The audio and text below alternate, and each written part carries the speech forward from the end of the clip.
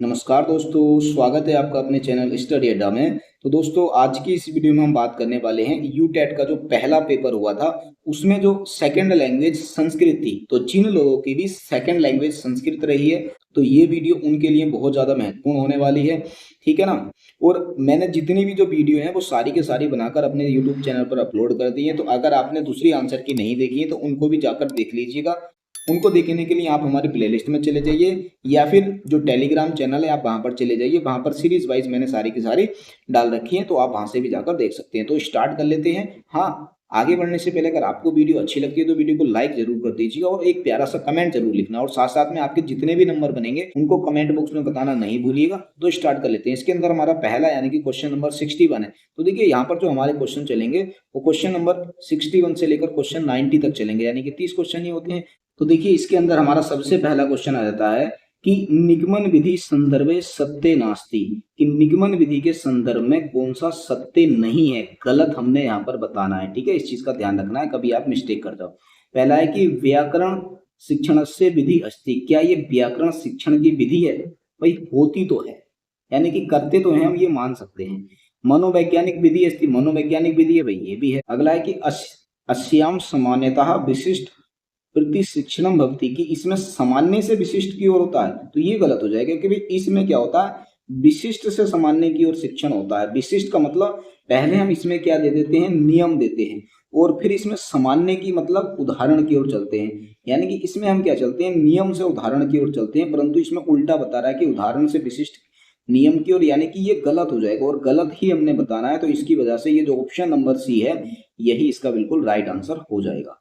ठीक है। अब अगला देखो, हाँ यहाँ चौथा ऑप्शन भी देख लो बच्चों, यहाँ पर कंफ्यूज ना हो जाए। लिखा प्रथम सिद्धांता निरूपण, की पहले हम सिद्धांत देते हैं तथा परम उदाहरण पुष्टि कृत्यते, कि पहले हम सिद्धांत देंगे फिर उदाहरण देंगे। ये बिल्कुल सही है, यानी कि ये भी सही है, ये भी सही है, ये भी सही है। ये वाला गलत था और हमें गलत ही बताना है, जिसकी वजह से ऑप्शन नंबर सी क्या हो जाएगा, इसका बिल्कुल राइट आंसर हो जाएगा। अब अगला हमारा क्वेश्चन है कि झस प्रत्याहारे वर्णा संति, कि ये जो झस प्रत्याहार है इसके अंदर कितने वर्ण होते हैं, ये हमने बताना है। तो इसमें तीसरा और चौथा जो वर्ण होता है वही होता है, यानी कि वर्गाणाम तृतीय और चतुर्थ, यानी कि ऑप्शन नंबर बी इसका राइट हो जाएगा। अब अगला क्वेश्चन है हमारा स्तो सनुचा इष्टु, स्तो इशुचा इष्टु सूत्र से उदाहरणम अस्ति, यानी कि ये जो सूत्र है स्तो इशुचा इष्टु, ये किसका सूत्र है? सूत्र हो जाएगा विपज जालम का, यानी कि ऑप्शन नंबर ए इसका राइट आंसर हो जाएगा। अगला है कि परापश्यंती मध्यमा रूपाणी भवती, कि ये जो परापश्यंती और मध्यमा है ये किसके रूप हैं? तो ये भाई साहब शब्द के रूप हैं, शब्द रूप हैं, आपने बहुत सारे पढ़े होंगे। ठीक है।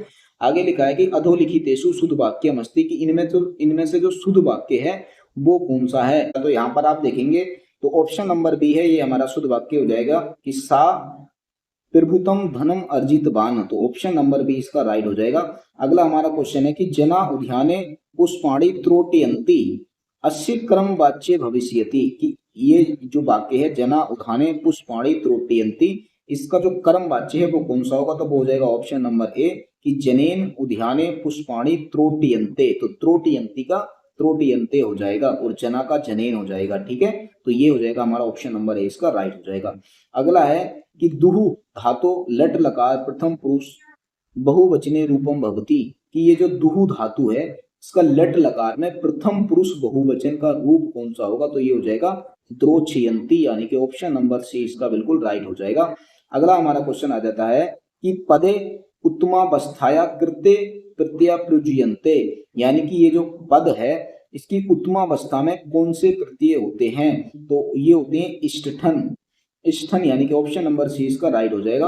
अगला हमारा क्वेश्चन है कि संस्कृत शिक्षण से प्रत्यक्ष विधि विषय सत्यम नास्ति, कि संस्कृत शिक्षण में प्रत्यक्ष विधि के संबंध में कौन सा सत्य नहीं है, यानी कि यहाँ पर गलत हमने बताना है, नास्ति लिखा है। तो मनोवैज्ञानिक विधि है, बिल्कुल है, तो ये तो होती है। कक्षा वातावरण संस्कृत में भवति, कक्षा का जो वातावरण होता है वो संस्कृत में बनता है, बिल्कुल छात्रों के उपयोगी विधि होती है, ये भी बिल्कुल सही है। संस्कृत भाषा माध्यम शिक्षण ना भवति, ये गलत हो जाएगा कि, और गलती हमने यहाँ पर बताना है कि ऑप्शन नंबर बी हमारा बिल्कुल राइट आंसर हो जाएगा। ठीक हो गया। अगला हमारा क्वेश्चन है कि प्रत्याहार विधायक सूत्र मस्ती, की जो प्रत्याहार विधायक है इसका सूत्र क्या हो जाएगा? तो ये अगर आपने सूत्र देखेंगे तो ये होता है आदि रक्तयेन सहिता, यानी कि ऑप्शन नंबर बी इसका राइट आंसर हो जाएगा। अगला है कि भाषा विज्ञान से प्रथम ग्रंथ अस्ति, यानी कि भाषा विज्ञान का जो प्रथम ग्रंथ है वो कौन सा है, वो है निरुक्तम। तो भाषा विज्ञान का जो प्रथम ग्रंथ है वो हो जाएगा निरुक्तम। ऑप्शन नंबर सी इसका राइट आंसर हो जाएगा। अगला है कि निघंटु अस्ति। निघंटु क्या है, तो निघंटु होता है वैदिक शब्दकोश। तो वैदिक शब्दकोश को हम निघंटु कहते हैं। ऑप्शन नंबर ए इसका राइट है। अगला हमारा क्वेश्चन है द्रुत अध्ययन विषय सत्यम अस्ति, कि जो द्रुत अध्ययन होता है इसके विषय में कौन सा कथन सत्य है। तो देखिए द्रुत अध्ययन वो होता है जब हम किसी भी चैप्टर का स्पीड में अध्ययन करते हैं, यानी कि जल्दी जल्दी पूरे चैप्टर को देख लेते हैं। देखिए जब हम जल्दी जल्दी किसी भी चैप्टर को देखेंगे तो उससे होगा क्या कि जो छात्रों का शब्द भंडार होगा उसमें वृद्धि होगी। आपने देखा होगा कि जब आपका एग्जाम आता है तो आप सिर्फ पेज पलटते हैं, यानी कि जल्दी जल्दी देखते हैं। उससे ये होता है कि आपके जो शब्द हैं उनमें थोड़ी सी वृद्धि हो जाए, आपको याद आ सके कि आपने वहां पर क्या क्या पढ़ा था। ठीक है, शब्द आपको याद आ जाए, यानी कि आपके शब्दों के भंडार में वृद्धि होगी। ये बिल्कुल सही है। देखिए अगर चौथा ऑप्शन देखते हैं कि पाठ्यक्रम से त्वरित गत्या संपूर्णम, कि इसमें हम पाठ को तीव्र गति से यानी कि बहुत जल्दी पूरा करते हैं, तो ये भी सही है कि देखिए हम पाठ को भाई जब जल्दी से पढ़ेंगे तो हम पाठ को जल्दी से तीव्र गति से पूरा कर लेंगे, ये भी सही है। और इससे छात्रों के शब्द भंडार में वृद्धि होगी, ये भी सही है। देखो मेरी तरफ से तो दोनों सही है, बाकी आपको कमेंट बॉक्स में बताना है कि आपको कौन सा बिल्कुल सही लग रहा है। ठीक है, दोबारा मैं आपको बता देता हूँ। देखिए द्रुत का अध्ययन का मतलब होता है तेजी से, स्पीड में गति का अध्ययन करना, कि जब आप किसी भी चैप्टर को बहुत तेज तेज पढ़ रहे हैं तो उससे क्या होगा। देखिए सूक्ष्म अध्ययन तो नहीं हो सकता, विश्लेषण भी नहीं कर रहे हैं यहाँ पर, ये भी गलत हो जाएगा। इन दोनों में ही कंफ्यूजन बनी है, यानी कि दोनों में ही तरफ से राइट आंसर रखना है कि जब आप अगर भाई किसी चैप्टर को अच्छे से पढ़ रहे हैं तो जो छात्र हैं उनके शब्द भंडार में वृद्धि होगी, बिल्कुल सही है। और पाठ्यक्रम त्वरित गत्या संपूर्णम, यानी कि जो पाठ्यक्रम होगा आपका वो तीव्र गति से पूरा होगा, ये भी सही है। हालांकि फिर भी अब देखो दोनों में एक तरफ से सही है, आपको कमेंट बॉक्स में बताना है कि कौन सा इसका बिल्कुल राइट है। अगला है कि आचार्य क्षेमेंद्र अस्ति, कि जो आचार्य क्षेमेंद्र हैं वो कौन है। तो आचार्य जो क्षेमेंद्र थे ये कश्मीर देश से बिलोंग करते हैं, यानी कि ऑप्शन नंबर डी इसका राइट हो जाएगा।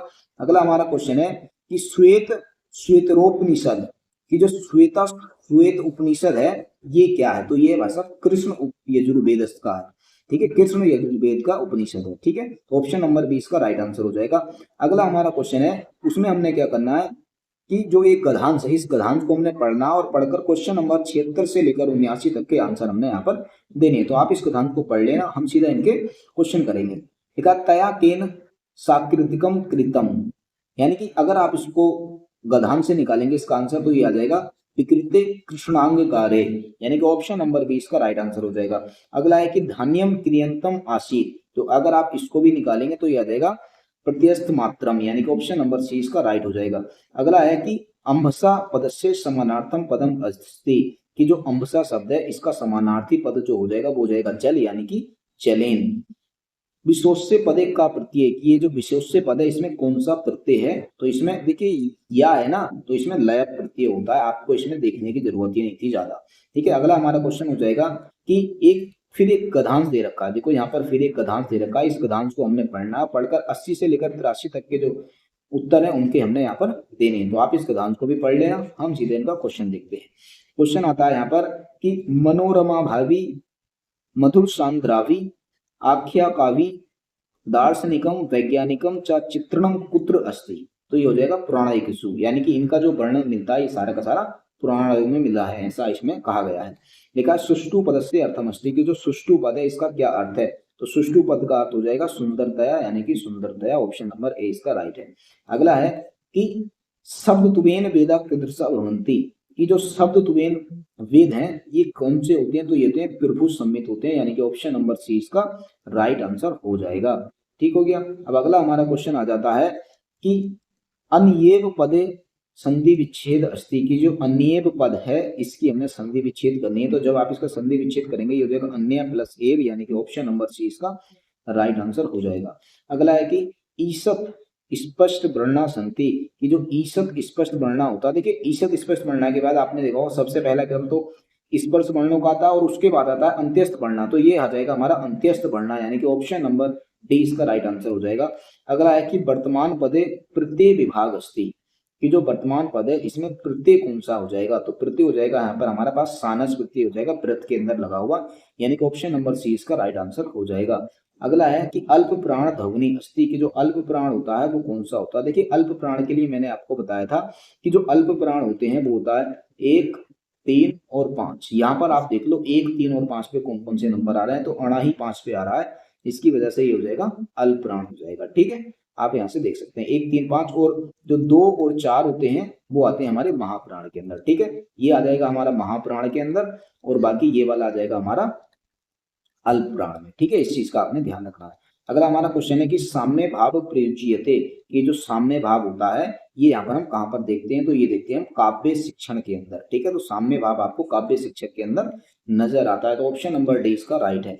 अगला है कि वेद त्रया न गणयन्ते, कि वेद त्री के अंदर कौन सा नहीं आता है, नहीं आता है यानी कि यहाँ पर गलत हमने बताना है। तो सामवेद भी आता है, यजुर्वेद भी आता है और ऋग्वेद भी आता है, अथर्ववेद नहीं आता है, नहीं हमने बताना है, तो ऑप्शन नंबर सी इसका राइट आंसर हो जाएगा। और देखिए ये जो वेद त्री है ना, ये भाषा भी एक ऐसा क्वेश्चन है जो हर एग्जाम में पूछा ही जाता है संस्कृत वाले के। ठीक है, इस चीज का आपने बिल्कुल ध्यान रखना है। कहीं पूछ लेता है कि कौन कौन से वेद त्री में आते हैं, कौन कौन से नहीं आते हैं, तो यहाँ से हर बार ऐसा ही क्वेश्चन पूछा जाता है और ये मोस्ट रिपीटेड क्वेश्चन है।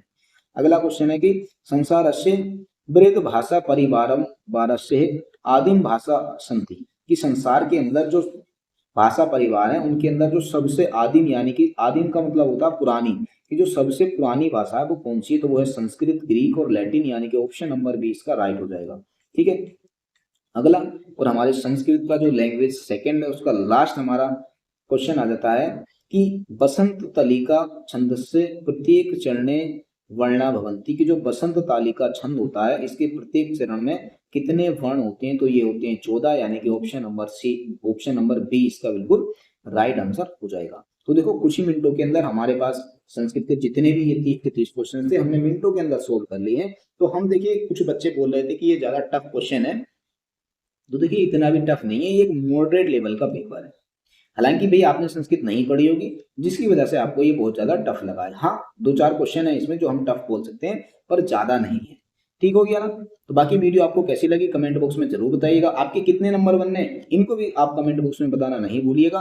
बाकी अन्य जो वीडियो है वो सारी की सारी हमने अपने यूट्यूब चैनल पर अपलोड कर दी है, अगर आपने नहीं देखी है तो उनको जरूर से जरूर देख लीजिएगा। और साथ साथ में देखिए अब आपका यूटेट का एग्जाम तो बीत चुका है, आपकी ऑफिशियल आंसर की कब आएगी, जैसे ही आपकी ऑफिशियल आंसर की आएगी तो मैं आपको बता दूंगा। देखिए वीडियो बनाना अगर पॉसिबल होगा तो मैं वीडियो के माध्यम से बताऊंगा, नहीं तो मैं ये सारी की सारी जो जानकारियां हैं जिनके ऊपर वीडियो बनाना उचित नहीं होता या टाइम नहीं लग पाता है, तो वो सारी की सारी जानकारियां मैं अपने टेलीग्राम चैनल पर डालता रहता हूं। तो आपने क्या करना है, मेरे टेलीग्राम चैनल को जरूर से जरूर ज्वाइन कर लेना। ठीक है, बाकी अगर आपको हमारी ये जो मेहनत है पसंद आ रही है तो एक प्यारा सा कमेंट जरूर लिखिएगा। बाकी मिलेंगे फिर बहुत ही जल्द अगली वीडियो में, तब तक के लिए बेस्ट ऑफ लक।